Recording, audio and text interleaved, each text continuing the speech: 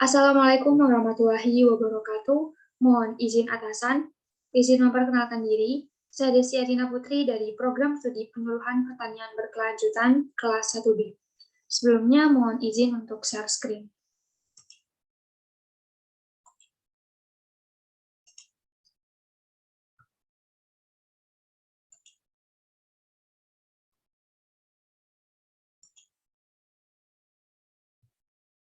Baik, pada kesempatan kali ini saya akan sedikit menjelaskan tentang analisa kelayakan finansial dan ekonomi, mata kuliah perencanaan wilayah pedesaan. Yang pertama, analisis internal rate of return atau IRR. Metode internal rate of return atau IRR pada dasarnya merupakan metode untuk menghitung tingkat bunga yang dapat menyamakan antara present value dari semua aliran kas masuk dengan aliran kas keluar dari suatu investasi proyek. Kriteria kelayakan penerima investasi metode IRR. Suatu investasi yang diusulkan dinyatakan layak jika internal rate of return atau IRR lebih besar dari tingkat keuntungan yang dikehendaki. Namun sebaliknya, jika internal rate of return IRR suatu investasi lebih kecil dari tingkat keuntungan yang dikehendaki, maka investasi tersebut dinyatakan tidak layak. Apabila terdapat beberapa alternatif investasi, maka pilih alternatif investasi terbaik dengan memilih alternatif investasi yang mempunyai internal rate of return yang paling besar. Berikut adalah kelebihan dan kekurangan dari metode IRR.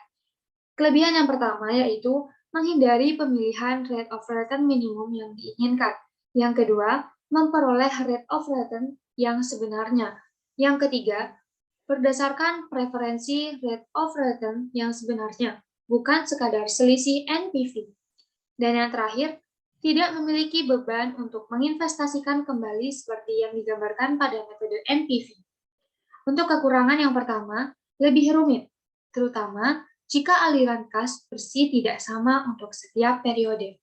Dan yang kedua, harus menggunakan analisis sensitivitas. Analisis Economic Internal Rate of Return atau EIRR. Economic Internal Rate of Return atau EIRR merupakan tingkat pengambilan berdasarkan pada penentuan nilai tingkat bunga atau discount rate, di mana semua keuntungan masa depan yang dinilai sekarang dengan discount rate tertentu adalah sama dengan biaya kapital atau present value dari total biaya. Dalam perhitungan nilai EIRR,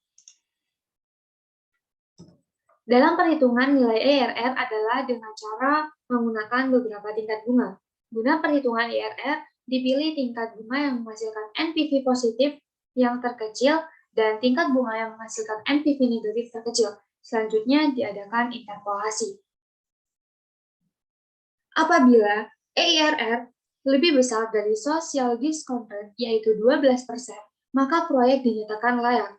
Tetapi jika EIRR lebih kecil dari social discount rate atau 12%, maka proyek tidak layak. Yang ketiga yaitu analisis payback period atau PP. Payback period atau periode payback merupakan metode yang digunakan untuk menghitung lama periode yang diperlukan untuk mengembalikan uang yang telah diinvestasikan dari aliran kas masuk atau PROCATS tahunan yang dihasilkan oleh proyek investasi tersebut. Apabila PROCAT setiap tahunnya jumlahnya sama, maka payback period dari suatu investasi dapat dihitung dengan cara membagi jumlah investasi outlays dengan PROCAT tahunan. Kriteria kelayakan penerimaan investasi metode EIRR. Dinyatakan layak jika payback period lebih pendek dibandingkan periode payback maksimum. Namun sebaliknya, jika payback period suatu investasi lebih panjang daripada periode payback maksimum, maka investasi tersebut dinyatakan tidak layak. Apabila terdapat beberapa alternatif investasi, maka untuk menentukan alternatif terbaik, dilakukan pemilihan investasi yang mempunyai payback period yang paling pendek. Berikut adalah kelebihan dan kekurangan. Yang pertama, mudah dihitung, tidak memerlukan data yang banyak. Kelebihan yang kedua, berdasarkan pada cash basis, bukan accrual basis. Yang ketiga, cukup akurat untuk mengukur nilai investasi yang diperbandingkan untuk beberapa kasus dan bagi pembuat keputusan. Yang keempat, dapat digunakan untuk melihat hasil-hasil yang dapat diperbandingkan dan mengabaikan alternatif-alternatif investasi yang buruk atau tidak menguntungkan.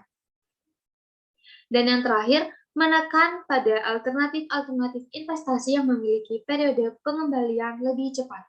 Kekurangannya yaitu, yang pertama, tidak mampu memberikan informasi tentang tingkat profitabilitas investasi. Yang kedua, tidak memperhitungkan nilai waktu uang. Yang ketiga, sulit membuat kesimpulan jika terdapat dua peluang investasi atau lebih yang memiliki umur ekonomis yang tidak sama.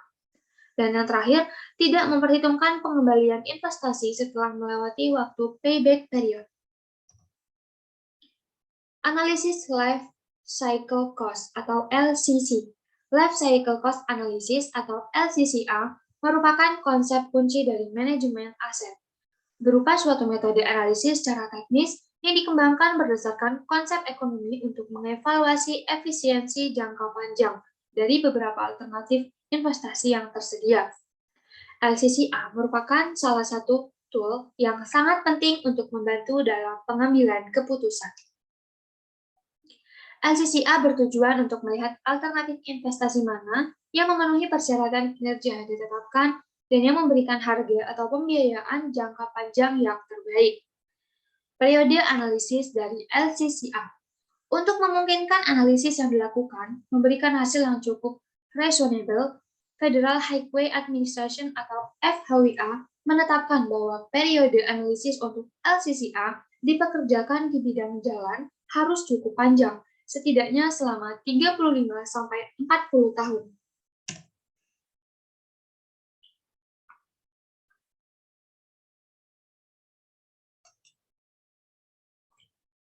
Sekian presentasi yang dapat saya sampaikan, kurang lebihnya saya mohon maaf. Wassalamualaikum warahmatullahi wabarakatuh.